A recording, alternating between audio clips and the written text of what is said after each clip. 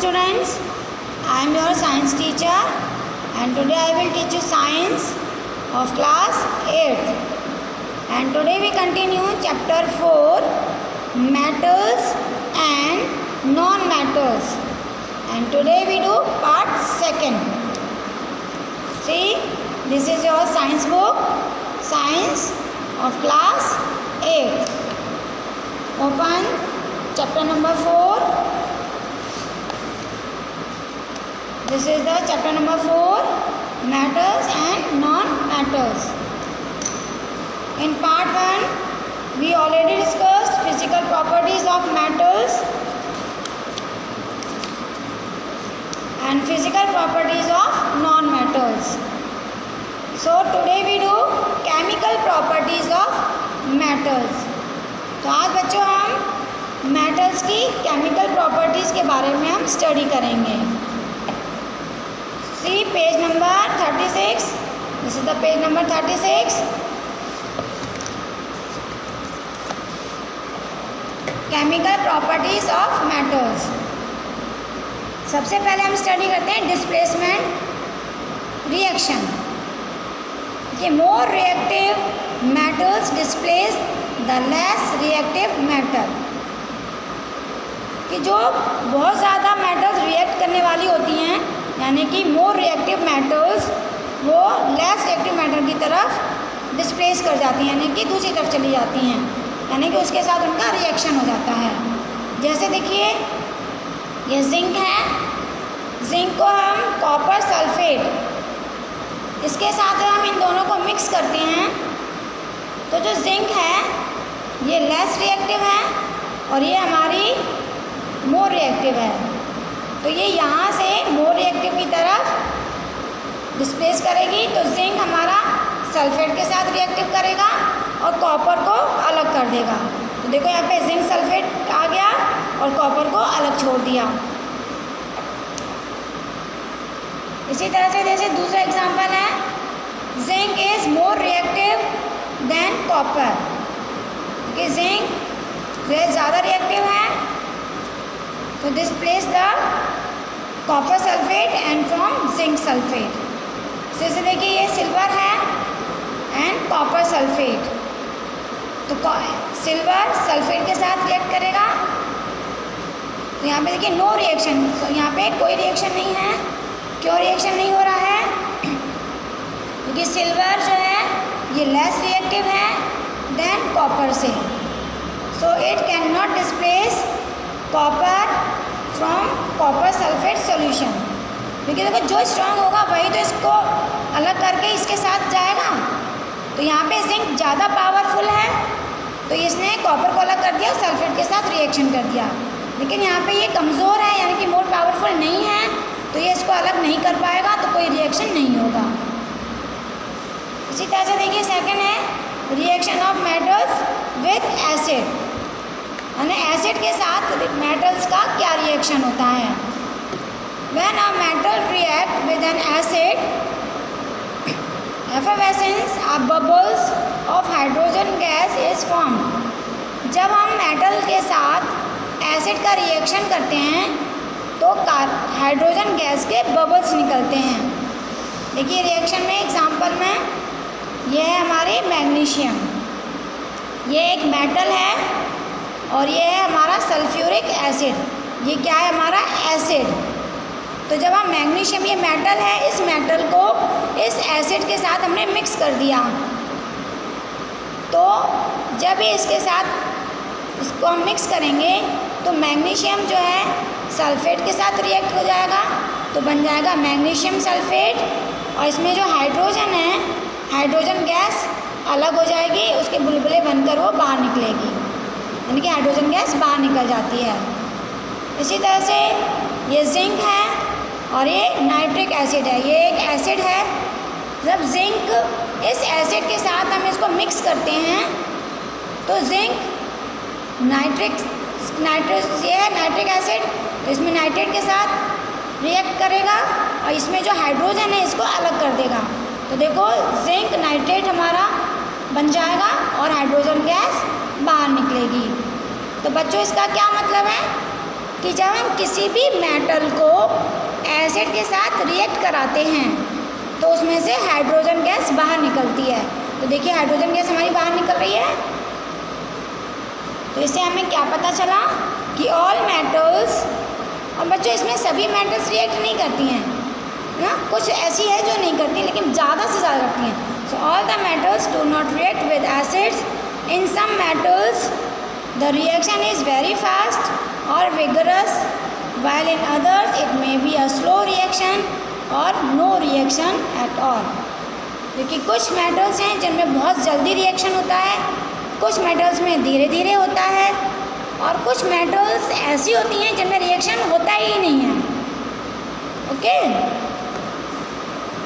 देखिए iron being a reactive metal reacts with oxygen and moisture present in the atmosphere. देखो जो iron है वो एक रिएक्टिव मेटल होता है क्योंकि हमारे एटमॉस्फेयर में जो हवा है उस एयर में से वो ऑक्सीजन और मॉइस्चर की प्रेजेंस में उसमें एक ब्राउन कलर का पाउडर बनने लगता है जिसे हम क्या कहते हैं, रस्ट यानी जंग, क्योंकि उसका रिएक्शन हो रहा है। सो रस्टिंग ऑफ आयरन यानी कि लोहे पर जंग लगना इज़ एन अनडिज़ायरेबल रिएक्शन। ये हम चाहते नहीं हैं कि लोहे पर जंग लगे, लेकिन वो लग जाती है हमारे एटमॉस्फेयर में जो मॉइस्चर है और हवा है उसकी वजह, हवा में जो ऑक्सीजन है उन दोनों की प्रेजेंस में। So this reaction is called the undesirable reaction because the layer of rust formed fall of exposing the fresh metal. क्योंकि बच्चों रस्ट लगने से जो हमारी मेटल है यानी जो आयरन मेटल है वो ख़राब होने लगती है। And further rusting iron object become weak. और इसी तरह से रस्ट अगर लगती रहे तो जो आयरन है, जो आयरन का ऑब्जेक्ट है वो वीक हो जाता है with the passage of time, यानी कि जैसे जैसे टाइम बढ़ता जाता है उसके साथ। देखिए जैसे ये आयरन है और ये ऑक्सीजन और ये वाटर, इन दोनों के साथ इसको हमने दोनों के साथ इसका रिएक्शन हो रहा है तीनों का। तो यहाँ से देखिए क्या बन गया, ये बन गया रस्ट, ये तीनों मिलके रस्ट में कन्वर्ट हो गया। अब है बच्चों नेक्स्ट प्रॉपर्टी है corrosion. Corrosion is defined as the process of slow eating of a metal due to the attack of air and water on its surface. Corrosion का मतलब होता है कि जो हमारे एयर है और एयर के अंदर जो मॉइस्चर है यानी कि मॉइस्चर यानी वाटर है एयर में, उसके कारण मेटल का जो सरफेस है वो धीरे धीरे गलने लगता है, तो उसे कहते हैं corrosion. Not only iron rust, सिर्फ जैसे हम लोहे पर जंग लग जाती है तो सबको मालूम है, लेकिन लोहे के अलावा कुछ और भी चीज़ें हैं जिन पर जंग लगती है या वो एयर से ख़राब हो जाती हैं। Some other metals also rust, जैसे copper vessel gets coated with a green substance. अब जैसे कॉपर की चीज़ें होती हैं बच्चों, तांबे को भी जब हम खुला रखते हैं तो धीरे धीरे उसके ऊपर ग्रीन से परत चढ़ने लगती है, यानी कि ग्रीन स्पॉट से होने लगते हैं। तो इस called the basic copper carbonate, तो उसे हम बेसिक कॉपर कार्बोनेट कहते हैं। अब जैसे जैसे ज़्यादा टाइम होता है वैसे वैसे वो डार्क होते जाते हैं, तो लोहे की तरह कॉपर पर भी रस्ट लगती है। It is form due to the reaction of copper with carbon dioxide and water. अब ये क्यों होता है, आयरन पर तो बच्चों, लोहे पर तो जो जंग लगती है वो ऑक्सीजन और वाटर की वजह से लगती है, और कॉपर पे जो स्पॉट बनते हैं ग्रीन कलर के वो कार्बन डाइऑक्साइड और वाटर, इन दोनों की वजह से बनते हैं, क्योंकि हवा में तो ऑक्सीजन के साथ साथ कार्बन डाइऑक्साइड भी तो है। तो जब कॉपर कार्बन डाइऑक्साइड के साथ रिएक्ट करती है और वाटर के साथ तो वो ग्रीन होने लगती है। So this is because silver reacts with hydrogen sulphide gas present in the air. और बच्चों कभी कभी आपने देखा होगा कि जो सिल्वर होती है यानी चांदी की चीज़ें वो ब्लैक हो जाती हैं। तो वो ब्लैक क्यों होने लगती हैं? क्योंकि हवा के अंदर हाइड्रोजन गैस होती है, उसकी वजह से वो ब्लैक होने लगती हैं। तो जब चांदी की चीज़ें बहुत ज़्यादा टाइम तक बाहर होती हैं तो वो भी ब्लैक हो जाती हैं। तो सिल्वर, आयरन, कॉपर, इन सब पर भी रस्ट लगती है। देखिए इस तरह से।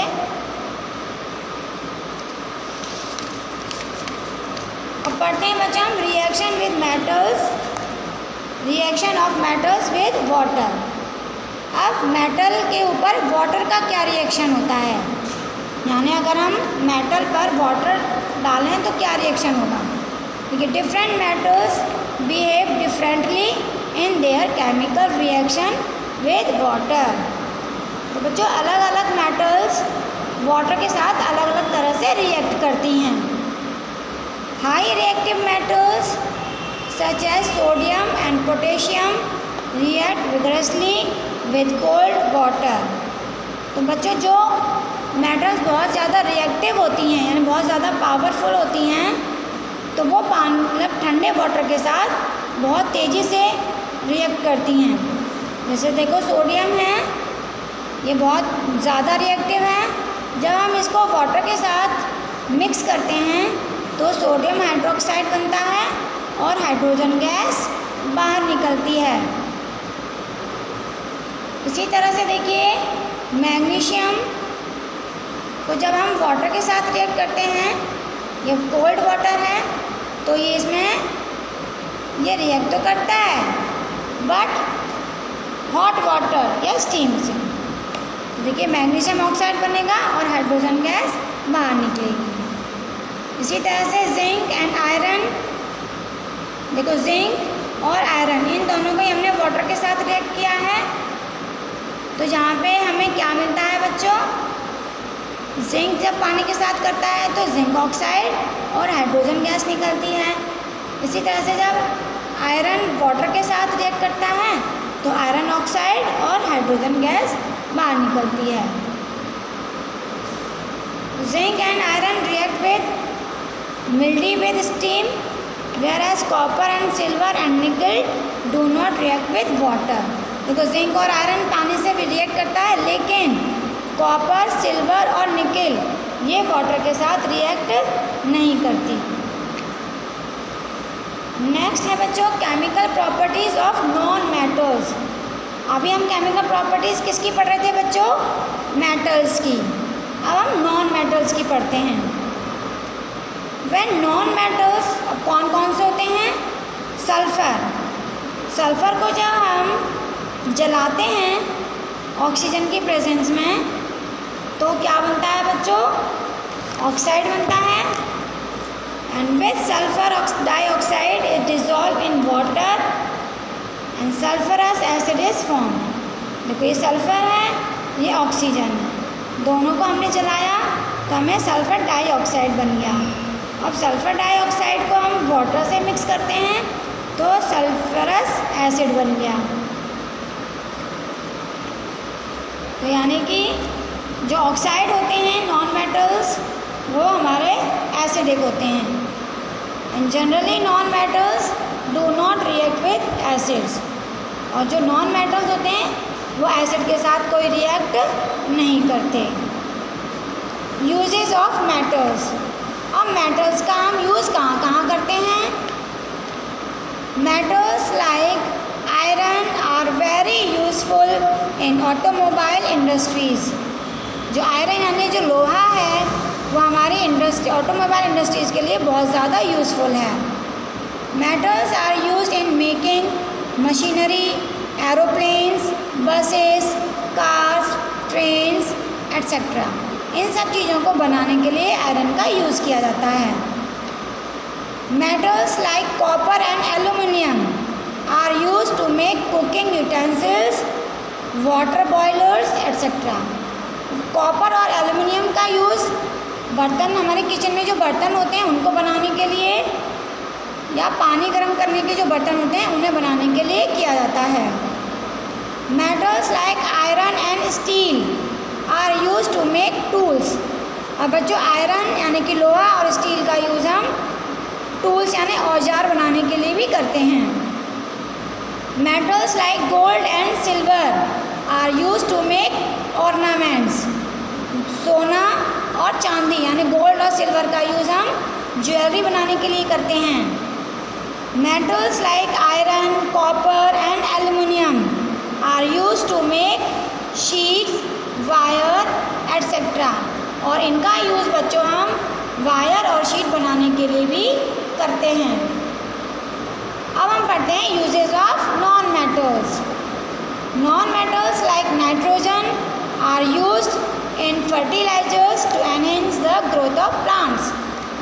बच्चों नाइट्रोजन एक नॉन मेटल्स है जिसका यूज़ हम फर्टिलाइजर यानी खाद, केमिकल खाद होती है, उसको बनाने में करते हैं, जिसका यूज़ जो हमारी क्रॉप होती है यानी जो प्लांट होते हैं उनकी ग्रोथ के लिए किया जाता है।